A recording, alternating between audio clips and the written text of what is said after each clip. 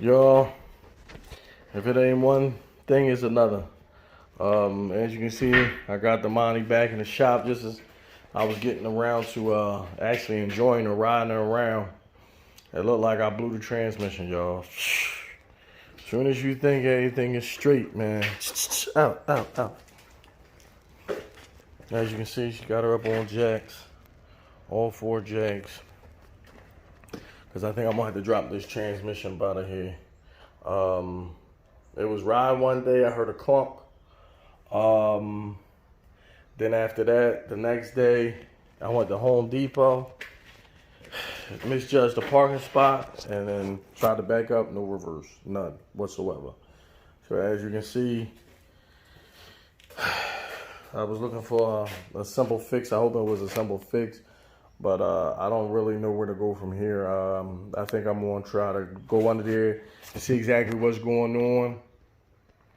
If I can't figure it out, I'm probably gonna have to drop the transmission, which I didn't want to do because I just got it rolling. But as you can see, everything else is holding up nice and neat. You know what I mean? It'll give me a chance to get in here and redo these calipers over again and all that good stuff. But it sucks, man, because I thought I was gonna be riding this year. I still might. I gotta figure out if I'm gonna do a 200 R4, keep the 200 R4 that was in here, or go with the 4060E. A rebuilt 4060E is about $1,000. Just to get one from the junkyard, they want $1,000. To get one brand new is like $1,500. You know what I mean? You might as well put that extra freaking $500 in there and get something brand new. But I must keep looking around. I'm not going to judge it just yet. I want to see exactly what I got, see exactly what I'm working with. We got a lot of surface rust up in here, and that's all that is. That ain't no real rust, surface rust. It looked like somebody before me had put some type of undercoat in there. I'm not sure if that was factory, but it looked like somebody put some type of undercoat. But there we have it, back in the shop. I guess with a project she never done. I was hoping the only thing left was body and paint, but transmission went on me. It is one thing that I'm glad about. When they installed this engine, they put the engine right up against the firewall. So every time I drove it, I can hear it. You know what I mean? So one good thing is if I drop the transmission, I can finish that, push it forward, and see what I'm working with. That way I don't have to hear it. It's real tight up against the firewall. I don't even know how I'm gonna get to them bolts, but we shall see. They got it in there so I can get it out. All right, cut y'all back on later. All right, y'all, as y'all can see, I'm back under this car. I disconnected the transmission cable. I took the drive shaft out. I let down the exhaust. I'm trying to disconnect everything from underneath here before I go up top and start disconnecting, so I don't have to get back down. I could just roll it out, take the hood off, and then start taking the motor out. It's moving pretty quickly here, but I'm starting to see a lot of shoddy work. Well, as you can see, my floors are like kind of gonky. Well, and I already knew that. I was going to do body work next year for the floors. The rear isn't bad. The rear isn't bad, but the floors in the front need to be done, as you can see. But again, this is before I got into the LS game and start trying to do the swap myself like I did on a Blazer. But I'm starting to see some like some real shoddy work here now since I'm underneath here or whatever. Look at this. Look at this fuel system right here. Now, I forgot how much I paid them to do it, but up on the top is braided hose line, and it looked good, right? But down here, look at that.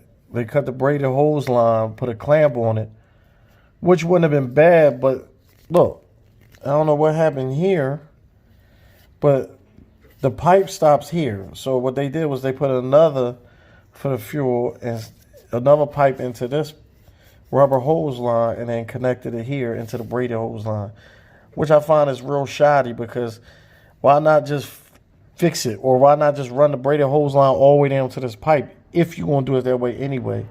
Again, I can't money more than quarterback, but it's like, I'm paying you to do something, and then you do something like that. I find that kind of shoddy, but I guess you got to really get under here and look at it yourself and see what's going on.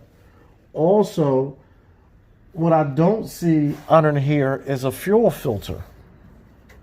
I thought it was under here, but I don't see it. It's not one under here. I'm sorry for the close up. My fault. Hold on, let me put the light on real quick.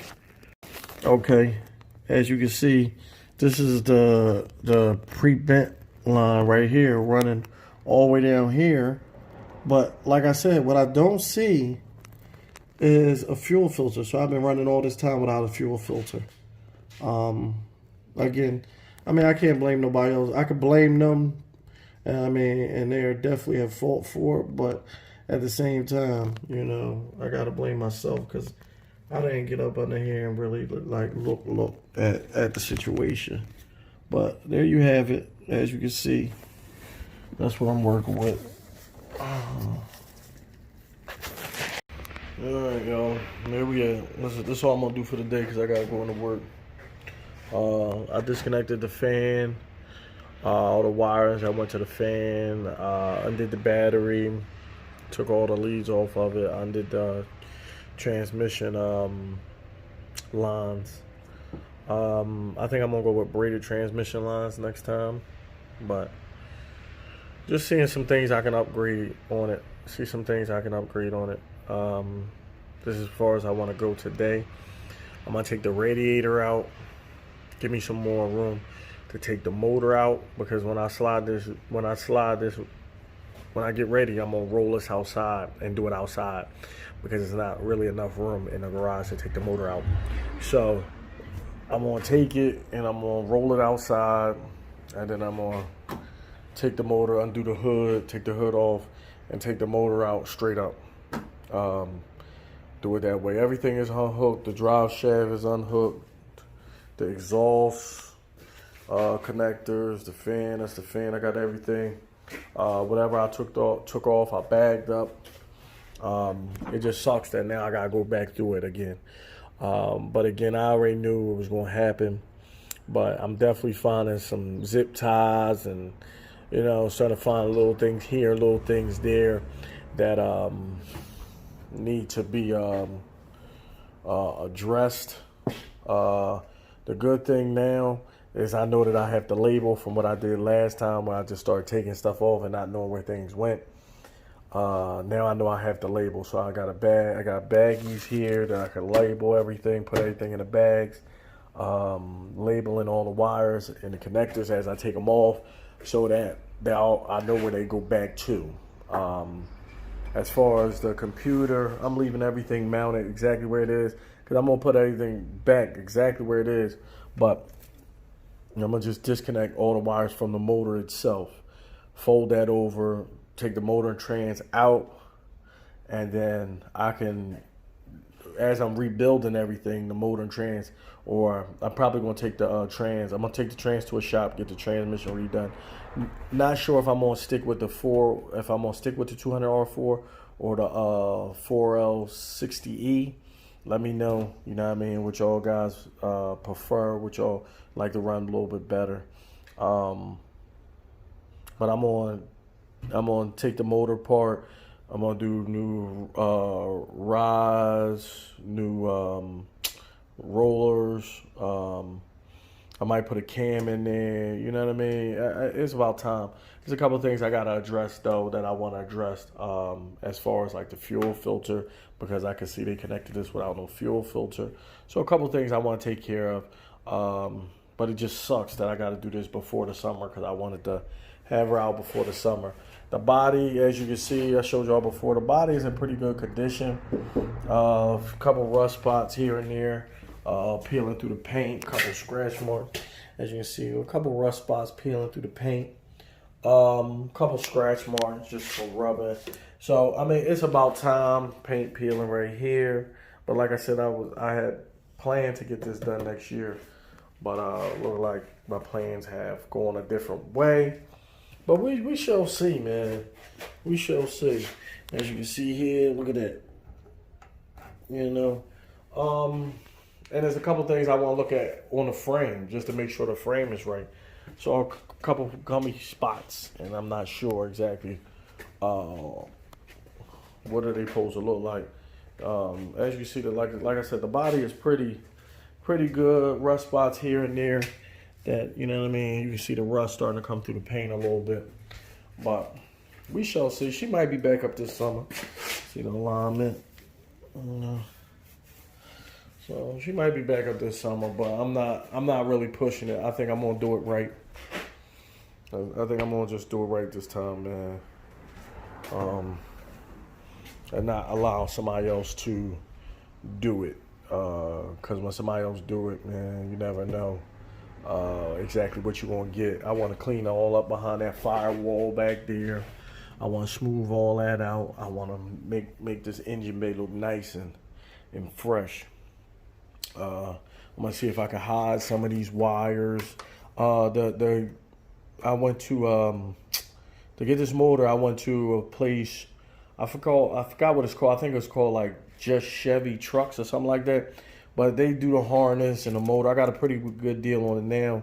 I got a pretty good deal on it when it first came. When I first started doing it, man, I called them up the other day. Man, the prices was like ridiculous. I was like, dang, you know. But I mean, I guess that comes with, you know what I mean, the territory. But the motor is pretty good. I haven't had an issue. Just the transmission. Like I said, I'm gonna clean all this stuff up so it make it look good underneath the hood. And I like the relocation brackets that I got on the Blazer. The relocation brackets I got on the Blazer, I like those. So I think I'm gonna do the same set with this. I'm gonna push this forward so it's not contacting the firewall as much. I think they had the drive shaft too far in, and it was contacting the firewall. You know, not sure exactly how far it has to be in, but they had this joint all the way in. So I think they had it too far in. I'm not sure. Again, I'm not a mechanic. It's not my first time, but I'm still learning. So I'm gonna try to push this forward. As you can see, I definitely got room. I'm gonna try to push this forward a little bit more. That way I can get back here. Because as you can see, this is like right up on the firewall. Like, it's like no room to get to them transmission bolts at all. Let me show you over here. It's like damn near touching, you know what I mean? In some spots. Like this side isn't too bad. This side isn't too bad. This side isn't too bad, but the other side is definitely touching on the other side. And I'm not sure exactly why that is. Why it's touching on one side, not touching on the other. Like this side right here, it's definitely touching. I mean, there's no room in there at all. Look at that. That's right. That freaking valve cover gasket is laying on it.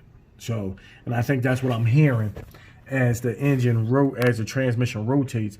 I think I'm hearing that roll up again. I mean, I'm not sure what I'm hearing, but I'm definitely hearing a noise. So I kind of want to see if I can pull it forward a little bit to offset, so it won't be laying on the firewall. I think it should be up and forward a little bit more. But we'll see, just to keep you posted. But that's where I got so far. I'm gonna pull, like I said, I'm gonna pull the whole thing out. Pull the whole engine and trans out together, disconnect the transmission, take the transmission in, figure out if I'm gonna do the 4060E or keep with the 200R4, and then I'm gonna do some work on this motor as far as like just regular stuff, not breaking into the bottom end or nothing like that, but like I said, just the top, redo the top end, maybe a cam. You know, this is a cruiser. I ain't speeding. But yeah, that's all I got for today. She looking good. I mean, not where I wanted to be as of right now. Look at that little rubbish.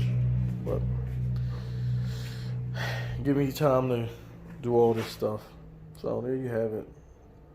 Tube, I cut y'all back on. Let me give you a little shot of the Blazer action.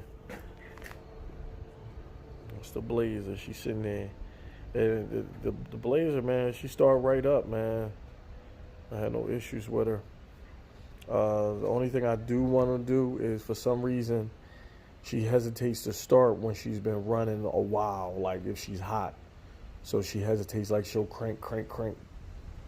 You know what I mean? But then I got to give her some gas because it's carbureted. Then I got to give her some gas and she'll start up. But I want to put a heat shield over the starter and see if that remedies it. Man, I'm hoping that it's just like heat soak from the engine, but we'll see.